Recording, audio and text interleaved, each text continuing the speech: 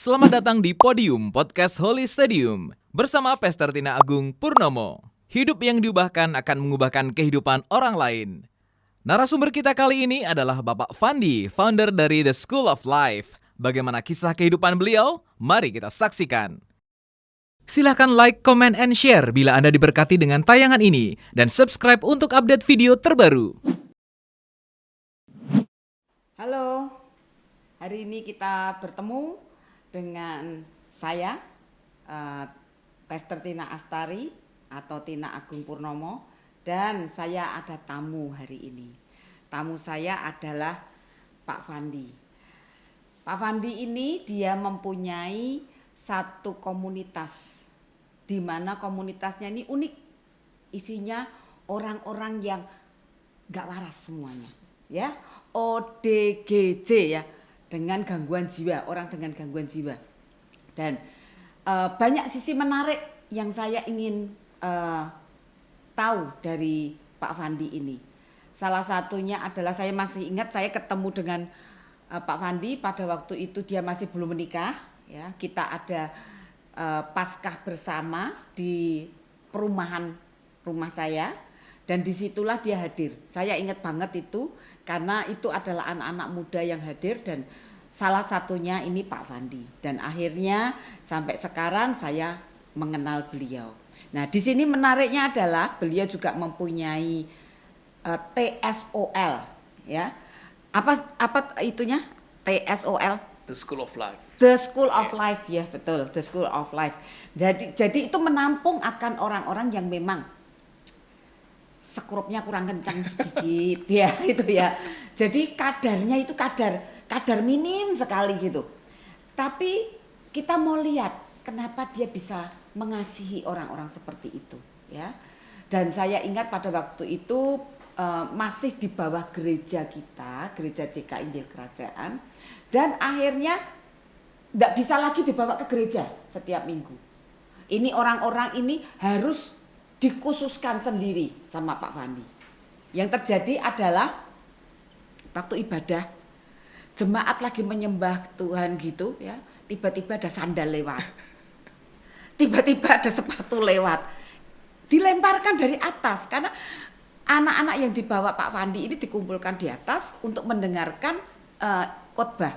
Tapi kan ini orang-orang memang kurang waras ya. Jadi disitulah akhirnya terjadi banyak hal. Nah di situ terus akhirnya kebijaksanaannya adalah mereka tidak membawa orang-orang itu ke gereja dan mendirikan gereja sendiri ya Pak ya, iya, di bawah GKI. Nah disitulah saya juga hadir pada waktu pembukaan. Nah tamu kita adalah yang menarik hari ini adalah kita akan bertanya banyak hal gitu loh. Kenapa sampai akhirnya bisa sampai ke hal ini. Dan kalau hari Minggu saudara ke Masjid Agung di Semarang, saudara akan lihat itu ada mobil yang jual pakaian bekas.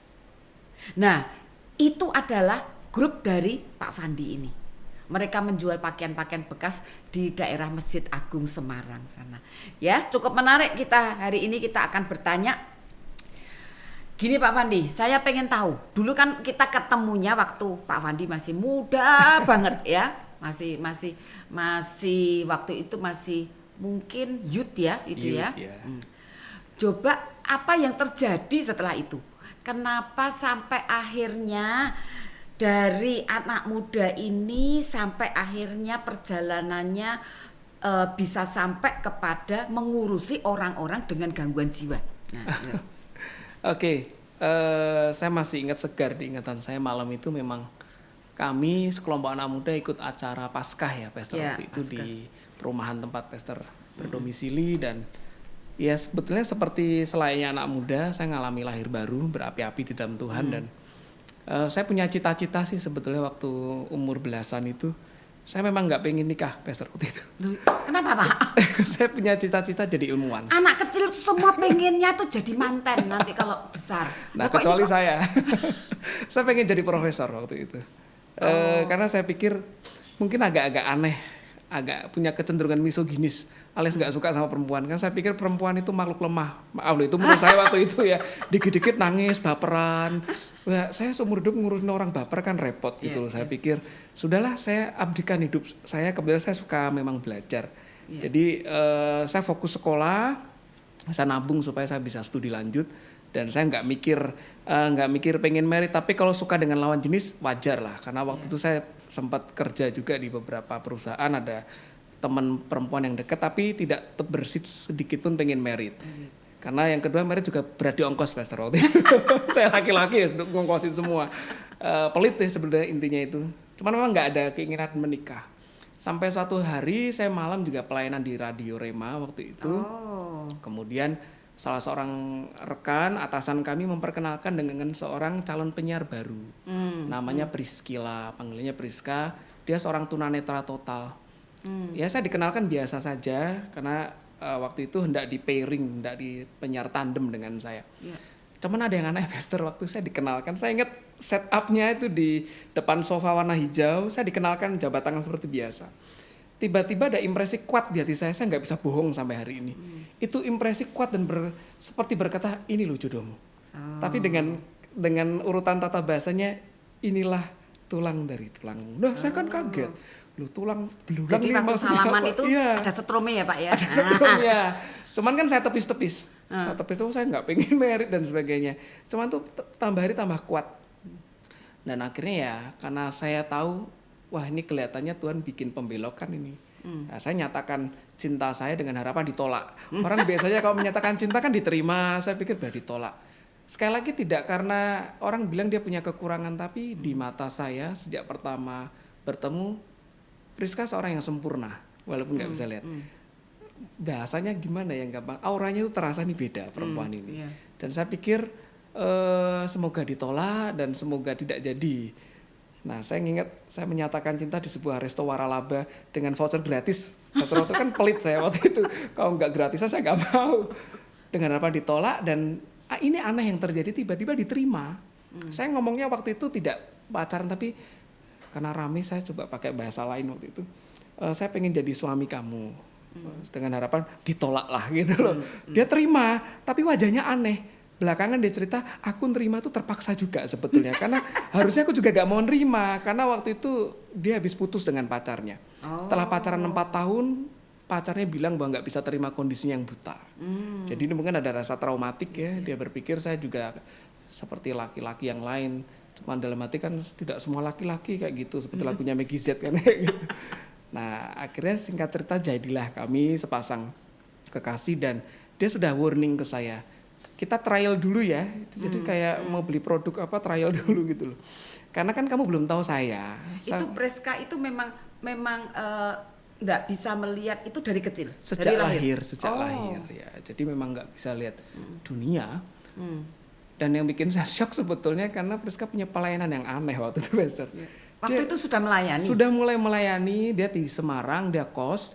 Tapi kalau siaran, kan dia siaran Air Kehidupan waktu itu. Ada pendengar yang telepon dan pendengar ini kondisinya tunarungu alias tuli, kemudian kondisi ditinggal tunangannya dan akhirnya sama keluarganya juga tersia-siakan. Diajak tinggal bersama di kos. Yang bikin saya berat, sekali lagi konteksnya hari itu saya sangat hitung-hitungan dengan duit. Jadi, loh kamu kerja, tapi duitnya dipakai untuk mereka. Saya bilang kamu bodoh sekali. Lah ini Priska ini ternyata bukan tipe perempuan baper. Dia jawab saya balik, lah kamu lebih bodoh. Loh kenapa? Ya mau sama saya yang bodoh. Gitu. Jadi gak jadi bertengkar. Tapi memang saya akui masa pacaran kami ini penuh dengan pertengkaran. Saya yang mulai karena prinsip hidupnya jauh berbeda. Iya, betul. Tapi lama-kelamaan, terutama setelah merit, saya ingat sekali pesan dari almarhum Dr. Petrus Agung yang berkata bahwa ketika kalian menikah, kirbatmu harus baru, Fandi. Itu pesan Tuhan saya ingat. Dan itu ada mulai titik balik bahwa saya tinggalkan kehidupan saya yang lama dan memang secara supranatural saya alami hati saya beda. Tiba-tiba ketika melihat jiwa-jiwa yang saya pikir ini ngerepotin aja deh, hari itu belas kasihan mulai muncul. Dan saya pikir itulah mulai ada yang berbeda di istilahnya software yang di dalam ini berbeda. Saya tidak memandang mereka sebagai orang yang merepotkan lagi. Nah itu awal mulanya gitu. Iya, jadi itu berarti sejak hari itu dari kita istilahnya kita tidak punya hati ya Iya. untuk orang-orang seperti itu tiba-tiba berubah. Iya. Jadi waktu itu Priska melayani dulu. Sudah melayani Sudah dulu. melayani mereka yang ODGJ ini. Waktu itu belum Belum. ODGJ, masih yang difabel. Jadi secara fisik dibilang cacat itu, belum yang ODGJ. Terus juga anak-anak itu ya. Anak-anak sudah mulai. Ya. ODGJ setelah kami married sekian tahun, nah era baru itu datang itu Iya, era iya, ODGJ. iya. Aku ingat waktu itu karena sempat nengokin kan, waktu itu ada anak-anak segala yang Betul, dirawat. betul. Ya, Iya, ya. iya. Dan itu memang apa ya? Kita kalau melihat hal seperti ini kalau bukan Tuhan yang memberi Iya. hati seperti itu susah. Karena Betul. kadang-kadang lihat orang begitu ya, kita sendiri juga banyak harus kita selesaikan. Iya. Tiba-tiba kita juga melihat orang kayak begitu, kadang-kadang kepancing enggak untuk jengkel gitu loh. Oh sering kepancing. Sering? Dulu ya, karena kami pernah ngalami terutama ketika istri saya itu hamil anak kedua, istri saya ditendang bagian kandungannya. Oh iya? Itu usia kandungan yang sangat kritikal, usia 8 bulan. Di depan mata saya ditendang. Sebetulnya kalau saya mau pakai sistem manusia lama, saya hajar aja itu yang nendang itu. Saya hajar juga habis itu bertobat kan mikir kayak gitu. Tapi hatinya nggak nyampe. Saya cuma bisa nangis dan Tuhan saya serahkan istri dan anakku ke dalam tanganmu. Karena sudah bleeding pastor waktu itu. Dan kalau hanya saya yang diperlakukan gitu, karena tangan saya ini pernah gigit sampai dagingnya keluar pernah. Aduh. Itu it's okay lah. Tapi kalau ini istri dan anak, itu benar-benar kayak hidup kita jadi mesbah. Iya, iya. Nah di situ saya sadar, kok aku nggak bisa marah lagi ya. Iya. Nah di situ saya sadar bahwa ini Tuhan, Iya. bukan karena usaha saya. Iya. Seperti itu. Nah itu kalau ngelihat begini ya, dari hati yang diubahkan sehingga kita bisa jadi orang yang memberkati orang lain gitu. Terus dari keluarganya Fandi sendiri menentang enggak? Bahwa lu kok kamu kok begini, kan cita-citanya profesor. Profesor apa dulu maunya? Dulu profesor bahasa. Oh bahasa? Iya. Oh. Nah jadi cita-cita pengen jadi profesor ilmuwan. Iya. Terus sekarang akhirnya ngurusi orang-orang ODGJ gini. Apakah enggak dari keluarga ngomong, aduh kamu bodoh banget, kenapa kamu harus begini gitu. Orang tua gimana? Awalnya menentang, terutama papa saya ya. Menentangnya karena saya mulai kenal dengan Priska. Jadi papa saya itu sampai puasa 40 hari 40 malam ke Taman Getsemani ini kayak sinetron untuk memisahkan kami berdua. Iya, saya baru tahu setelah kami married, jadi bapak itu cerita ke kami. Jadi menentang, kalau soal cita-cita mungkin mereka serahkan ke saya, tapi yang paling menentang adalah ayah saya. Waktu itu hubungan saya dengan Priska benar-benar tentang benar-benar Karena melihat Priskanya kondisi yang tunanetra ya. seperti itu. Tapi ketika sudah kami masuk pelayanan ya mereka mendukung saja sih seperti itu. Dan mereka ngelihat kan Iya, akhirnya seperti apa. penyertaan Tuhan kan begitu ajaib dan nggak terbantahkan. Jadi akhirnya mereka ya sudah manut aja lah, terserah gitu. Iya. Seperti itu. Ada hal nggak yang menarik di perjalanan hidup pada waktu Pak Fandi ini mulai kenal Tuhan ya sampai mulai menikah dengan Priska ini, ada hal yang menarik enggak yang di situ yang pernah ngalami, misalnya ada titik jenuh di mana di dalam pelayanan, aduh kok rasanya capek gitu loh. Nah, apa yang pernah dialami di situ dan sampai akhirnya bahkan mungkin ada yang sampai frustasi gitu ya. Nah, itu titik di mana yang pernah dilewati? Salah satu titiknya adalah ya tadi yang saya cerita, jadi ketika istri saya diperlakukan seperti itu dan kerap kali saya merasa kayaknya sia-sia deh yang saya kerjakan ini. Kalau pepatah Tiongkok kuno menulis di atas air, ini saya bilang ini menulis di atas angin ini.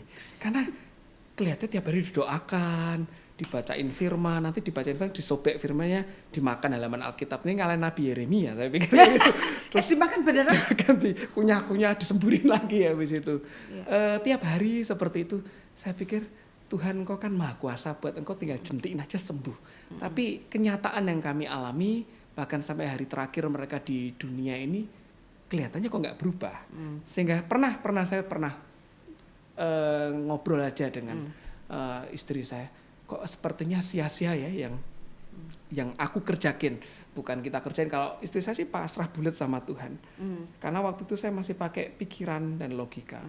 Kemudian pengertian itu datang bahkan menyentak saya bahwa aku ini hanya alat, hanya hamba. tetap hak prerogatifnya sembuh atau tidak di tangan Tuhan. Siapa tahu secara fisik memang masih begini, hatinya siapa yang tahu, sudah lekat pada Tuhan. Nah itu memberikan penghiburan. Titik-titik yang lain ketika, karena kami ini kan yayasan non donatur, jadi memang harus kerja untuk memenuhi kebutuhan, terutama masa pandemi nyaris 2 tahun kami nggak bisa jalan keliling karena PPKM dan sebagainya. Ada masa saya sih tidak takut, kalaupun tidak ada yang dimakan ya sudah nggak apa-apa, puasa terpaksa meninggal toh balik ke rumah bapak gitu loh. Cuman kalau melihat orang sekian banyak nggak makan kan ya ngeri gitu. Ada 100 ya? 100 dan tapi begitu perasaan itu lewat, tiba-tiba Tuhan itu punya kejutan, tiba-tiba di luar ada orang ngirim A, B, C, D dan tidak ada yang kami kenal. Itu memberikan penghiburan. Jadi kalau dicek letihnya di mana, saya juga bingung letihnya di mana. Cuman memang di masa lalu saya merasa pernah kayaknya sia-sia. Terutama ketika tadi yang pastor sampaikan lagi ibadah tiba-tiba ada sandal terbang. Saya sebenarnya malu banget sama jemaat waktu itu. Iya, sampai saya bingung, ini dari mana ini ya? Sandal. Pernah waktu itu saya ingat sekali Jenderal Darpito lagi kesaksian, ada satu yang teriak-teriak sampai saya bekalnya tuh bantal 2 pastor. Iya, jadi kok saya redam gitu. Ganteng digigit-gigit, tumpah di mana-mana. Saya sampai bingung ini gimana ya? Saya nggak enak dengan jemaat, nggak enak dengan Pastor Agung Purnomo waktu itu, tapi saya juga anak-anak ini pengen dapat asupan firman. Nah sempat saya berpikir Tuhan saya tidak sanggup nih seperti kayak gini. Tapi ketika memang sudah mentok ya anugerah Tuhan turun. Memang kalau kita pakai daya upaya itu sia-sia. Memang harus mentok dulu. Akhirnya ada jalan keluarnya. Selalu ya jalannya ada. Itu yang bisnisnya apa Pak Pandi? Kalau sampai hari ini kami ya untuk yang kios-kios jualan pakaian second tuh masih ada jalan di TSL jalan, tapi kami juga ngerjakan toko online, bisnis barang-barang komputer elektronika jalan. Baru semua? Baru kayak elektronika baru, kemudian Priska juga ngisi sesi konsultasi saya juga seperti itu. Ya tetap dapur harus mengepul. Iya. Nah ngaturnya waktu gimana? Karena kan waktu itu kan cuma 24 jam ya. Sedangkan ada waktu untuk Tuhan. Ada waktu untuk bisnis, ngatur bisnis, ada waktu untuk keluarga. Dan ada waktu untuk pelayanan melayani akan orang-orang di TSOL ini. Nah, gimana ngatur waktunya itu? Iya, ini memang tantangan karena pelayanan kami ini nggak kenal jangka waktu, kan tinggal bareng gitu 24 jam. Jadi memang mau tidak mau pengaturannya harus ketat. Kalau untuk Tuhan kan mutlak nggak bisa digeser ya. Kalau untuk jam pelayanan memang kami bikin manajemen, ada tim mentor juga yang kami bagi per divisi. Untuk bisnis kebetulan kami berdua langsung handle. Jadi orang 100 itu dibagi? Ya. Ada pemimpin-pemimpinnya kecil. Kalau enggak tidak mungkin efektif. Tetap secara fisik kami ada, tapi untuk efektivitas kinerja kan ada subtimnya seperti itu. Untuk bisnis memang kami ada tim juga sendiri. Untuk keluarga ini nggak bisa diganggu gugat. Saya harus tanam waktu dengan mereka. Jadi gimana caranya dengan anak-anak yang dikerjakan? Karena kan itu kan mereka umur berapa sekarang ya? Yang gede 14 baru ulang tahun kemarin, yang kecil 10 tahun. Laki semua ya? Laki semua. Gimana caranya untuk punya quality time dengan anak-anak itu? Ini tantangan terutama buat saya. Kalau Priska memang dia akan korbankan waktunya untuk sama anak-anak. Kebetulan 2 tahun ini pandemi memberi berkah tersendiri buat saya. Jadi karena mereka sekolahnya daring, jadi saya bisa temenin, quality time-nya banyak. Tapi kalau pas tidak ya saya usahakan malam itu harus tidur nemenin mereka. Karena seharian sudah waktu habis untuk yang lain seperti itu. Terutama yang besar ini kan sudah masuk masa pubertas, jadi harus figur bapak ini nggak boleh hilang dalam hidup. Cari idola juga ya. Jangan idolanya Superman. Puji Tuhan sih Avenger sampai gitu ya. Hari ini idolanya bapak dan ibunya. Betul, itu yang betul malah harus perjuangannya begitu. memang berat pastor sampai ke situ. Karena saya sendiri pengalaman memang saya sulit menemukan figur orang tua karena saya lahir di keluarga hamba Tuhan tertungkus lumus dengan pelayanan sehingga saya papanya itu hamba Tuhan. Iya, papa saya pendeta. Jadi saya kebetulan nengok papa saya itu agak sulit bagi waktu dan itu pelajaran buat saya untuk manage waktu sebaik mungkin, terutama buat anak di atas segala pelayanan seperti itu. Wah, puji Tuhan. Jadi ternyata juga perlu, meskipun anak Tuhan itu kan cuman jabatan ya, tapi tetap kita punya akhirnya terima panggilan sendiri dari Tuhan. Dan itu kan hal yang tidak mudah dan apalagi dengan pelayanan yang Tuhan berikan seperti ini ya. Karena saya pernah beberapa kali datang, jadi saya ngelihat kenyataan gitu. Pernah saya waktu itu ada ponakan saya ulang tahun, omanya diajak, ya kan bagi makanan di situ. Terus omanya nggak mau masuk kan, nangis terus di luar. Lalu saya bilang, loh tante kenapa? Saya gitu, aduh aku nggak tega lihat orang-orang itu gitu. Jadi di sini memang itu pelayanan yang memang benar-benar membutuhkan tidak cuman hati, tenaga, nguras pikiran, dan itulah yang dikerjakan dan lebih dari pelayanan yang biasa ya. Nah, di sini tantangan apa yang pernah dialami ya di dalam keluarga apapun di dalam pelayanan pada waktu menjalankan semuanya ini berbarengan. Ada enggak satu tantangan di mana aduh ini sudah enggak tahu harus bagaimana ini gitu loh. Apa yang pernah dialami? Pernah sih beberapa waktu yang lalu karena kami menempati sebuah bangunan sistemnya pinjam pakai waktu itu dan tidak ada masalah sekian tahun jalan oleh yang meminjamkan. Mungkin tiba-tiba karena yang meminjamkan memerlukan bangunan itu harus dijual dan sebagainya, ditawarkan kami dengan sejumlah nominal yang sangat besar. Sejujurnya kami tidak ada dana yang tersedia untuk itu karena sudah posnya ke yang lain dan kami hanya diberi tempo setengah tahun dan setengah tahun tuh rasanya cepat sekali karena untuk memenuhkan tenggat tidak bisa dan kami harus keluar dari gedung itu. Kami memang sedang membangun satu bangunan di samping cuman belum siap juga tapi oke lah tidak masalah. Sejujurnya hati saya bergejolak. Kalau istri saya sih tenang ya dalam segala hal tuh bisa tenang gitu loh. Apa yang menyebabkan dia tenang ya? Ya karena memang sudah hatinya ini pasrah total dengan Tuhan. Nah saya kadang kalau logikanya lagi hidup deg-degan lagi. Nah waktu itu logika saya hidup kuat sekali. Saya mikir nih hitung-hitungannya tidak nyampe. Karena ngangkut sekian ratus orang dengan kondisi ODGJ untuk pindah ke tempat lain itu tidak mudah. Dalam arti kalaupun saya dapat lokasi baru belum tentu warganya akan bisa. Jadi pikiran tuh bergelanyut dan membelit sehingga sempat deg-degan juga. Cuma memang sekali lagi Tuhan itu membuktikan caranya yang buat saya ajaib sekali. Hari eksekusi malah yang harusnya mengeksekusi membeli gedung itu dan diberikan ke kami. Itu buat saya benar-benar tidak masuk akal. Karena kenal pun tidak, secara kepercayaan beliau juga dari kepercayaan lain, tiba-tiba Tuhan bisa pakai dengan cara yang ajaib. Hari itu benteng logika saya runtuh, Pastor. Saya sudah ngomong dengan diri saya, ini tidak bisa dipakai. Untuk ikut Tuhan tuh logika sudah di belakang sajalah. Hatinya kalau mau percaya penuh dengan Tuhan. Karena kita mau khawatir apapun juga tidak nambah extension hidup kita kok ke depan. Seperti itu. Itu salah satu yang buat saya menggores kuat di jiwa.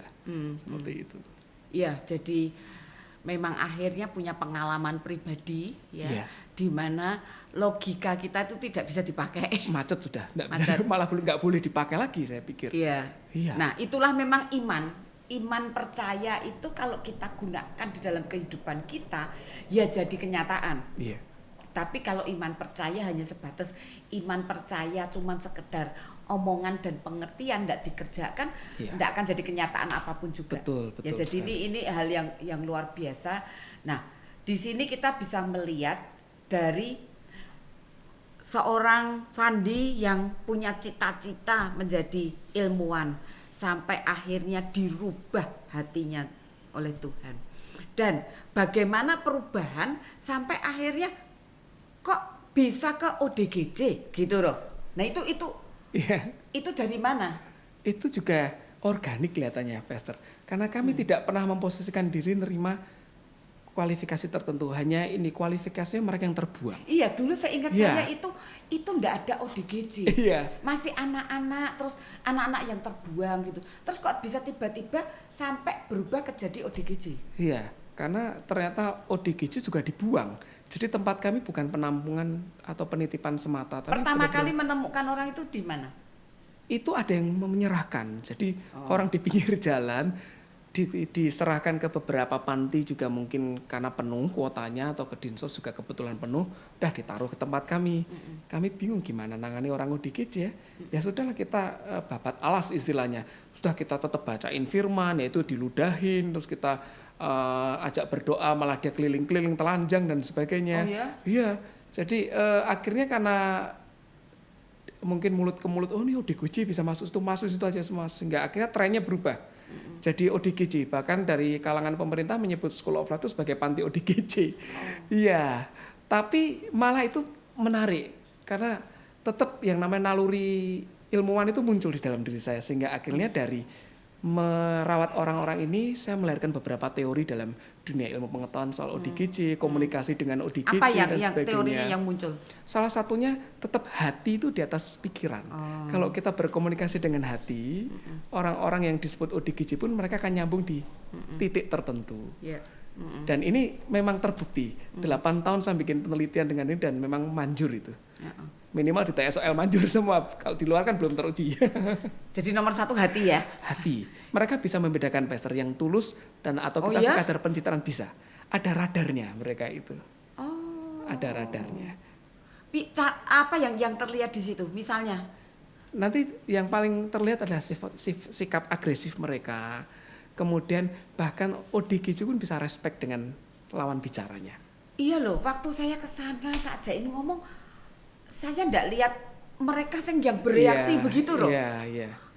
Karena lingkungan juga pengaruh. Kebetulan lingkungan TSOL itu istilahnya rohaninya dikuduskan. Jadi nggak boleh ada berita sekuler masuk situ, koran, TV nggak ada. Jadi memang 24 jam saya setelkan MP3 lagu rohani atau Alkitab. Jadi suasananya memang mendukung. Kemudian memang kami terapkan nada bicara pun kami atur di TSOL. Nada tinggi harus dikecilkan. Saya sampai punya alat pakai dB, decibel meter itu. Karena bagian dari penelitian, kalau ini saya gedein nada suara, istilah kami konser. Konser itu udah ngamuk-ngamuk gitu ya. Begitu dilembutkan, meskipun saya marah tapi dilembutkan, bisa terima. Sebenarnya nggak ada bedanya dengan orang normal sih, cuman bedanya treatment kita memang lebih panjang. Ya seperti itu. Jadi menarik, Pastor.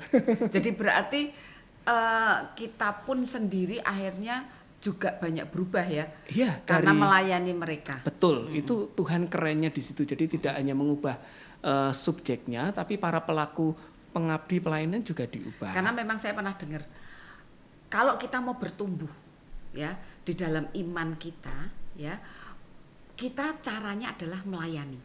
Betul. Dengan melayani itulah iman kita bertumbuh. Dan ternyata memang betul, dengan kita melayani, dengan Pak Fandini melayani orang-orang ini, akhirnya kita pun juga bertumbuh. Betul.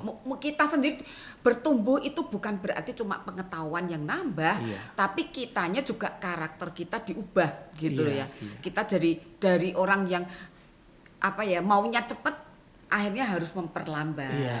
Orang yang nadanya tadinya tinggi, sekarang harus mulai merendah. Itu matikan daging tenanan itu. Betul. Dan itu menarik karena sebetulnya malah kalau ditanya saya lah yang belajar dari hidup mereka. Iya, betul. Ya, sekaligus TSOL tempat yang bagus untuk para hamba Tuhan latihan khotbah. Tetap fokus di situ karena kalau ada khotbah celomet ada yang teriak ikut amin maju ke depan minta salaman ya. Jadi kalau nggak fokus ambiar khotbahnya. Itu bagus. Iya, Pastor Tina perlu khotbah di situ. Waktu pembukaan itu. Iya. Oh, bukan aku yang khotbah, siapa ya waktu itu ya? Pastor Tina itu yang khotbah. Aku yang khotbah ya. Dan semua tertib mendengar karena Pastor Tina kan auranya surga ya, kasih surga mengalir itu. Loh, aku baru tahu loh bahwa ternyata mereka tuh punya radar di dalam. Ada. Gitu loh. Iya. Jadi mereka itu bisa ngerasain orang ini mau pencitraan atau memang benar-benar mengasihi mereka. Iya. Gitu loh. Saya uji itu sekian tahun, 8 tahun itu memang itu. Jadi mereka punya radar. Bahkan pada titik tertentu untuk orang-orang yang punya maksud yang tidak baik, mereka bisa paham gitu. Ya, itu semacam naluri yang Tuhan install ya di dalam mereka karena mereka terbatas dalam nalar, akhirnya naluri yang diaktifkan di situ. Jadi kalau ketemu orang yang ODGJ, mungkin kita mesti hati-hati karena mereka juga akan bisa membaca kita. Kita seringkali kan lupa gitu. Kita bisa membaca orang gila ini. Rupanya orang gila bisa membaca kita juga. Punya scan-nya itu. Hanya saya pribadi, saya menganggap bahwa ada Tuhan dalam diri mereka. Karena Yesus sendiri mengidentifikasi beliau dengan orang-orang yang paling terpinggirkan. Jadi hati saya kalau melayani mereka, mungkin lagi konser gitu ya. Waduh, ini ada Yesus nih, aku nggak bisa nih marah sama dia. Karena kalau pas aku mungkin lagi emosi, Yesusnya di dalam ikut tak bentak, repot aku nanti. Jadi itu kalau pengertiannya itu Pastor Tina, hati saya nggak bisa ngapa-ngapain. Karena kita akan perlakukan mereka sebagai memperlakukan orang yang pada umumnya seperti itu. Nah, terus sekarang ini ada berapa yang membantu di itu kan berarti kan ini dari 100 ini kan dibagi beberapa orang untuk satu istilahnya satu gembalanya.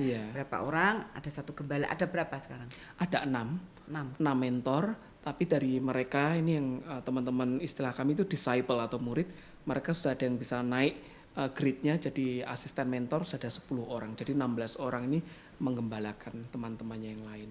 Lah itu yang saya nih kagum ya pada waktu saya ngelihat gitu di sana. Siapa yang bisa Facebookan itu segala?